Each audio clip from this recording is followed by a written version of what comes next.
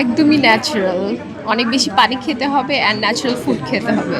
আর মিষ্টি মিষ্টি হাসি দিতে হবে জি কি? অবশ্যই। রেড রেড লিপস্টিক লাগাতে হবে। ও, তো আপু, আগে মনের মানুষটা নাকি আগে ক্যারিয়ার? অবশ্যই আগে ক্যারিয়ার। ক্যারিয়ার ছাড়া মনের মানুষও ছেড়ে যেতে পারে, বাট ক্যারিয়ার কখনো ছেড়ে যাবে না। ক্যারিয়ারের জন্য মনের মানুষকে নিজের ভালোবাসাকে স্যাক্রিফাইস করতে পারবে? অবশ্যই, আই অলরেডি ডিড। ভালোবাসার মানুষকে ছেড়ে দিয়েছি ক্যারিয়ারের জন্য। সাহসী নারী। অবশ্যই। Thank you. তো আপু, যদি একদিনের জন্য ছেলে হইতে পারতেন সেক্ষেত্রে আপনি কি করতেন? আমি একদমই ছেলে হতে চাই না। আমি অ্যাজ আ গার্ল অনেক ভালো আছি। যদি এই অপরচুনিটিটা পাইতেন একদিনের জন্য? আমি অ্যাকচুয়ালি চাই না, আমি মেয়েই ভালো আছি।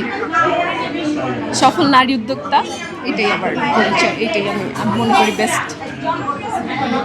ছেলে হিসেবে কেমন ছেলে চান বিয়ে করার জন্য? অবশ্যই কেয়ারিং অ্যান্ড আমাকে বুঝবে, এরকম খুব সিম্পল। আচ্ছা, মেয়েদেরকে বুঝতে পারা বলতে কি বোঝায়?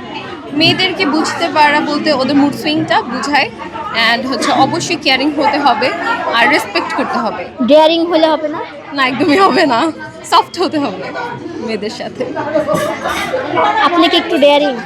আমি না না, আমি একদমই ডেয়ারিং না, আমি একদম সফট হার্টেড একটা পার্সন। ও, তো এই ক্যারিয়ারে কত বছর যাব? 5 ইয়ার্স। 5 ইয়ার্স যাবত আমি অ্যাজ এ এন্টারপ্রেনার হিসেবে কাজ করে আসছি। তো অ্যাজ আ এন্টারপ্রেনার হিসেবে আপনি কেন আসলেন? খুব বেশি কিছু না, আমার মনে হয়েছে আমার শখগুলো পূরণ করার জন্য কতবার আমি আমার বাবাকে বলবো ইটস বেটার আমি নিজে কিছু করি। তো ওখান থেকেই হচ্ছে যে বিজনেসের আইডিয়াটা আমার মাথায় আসা।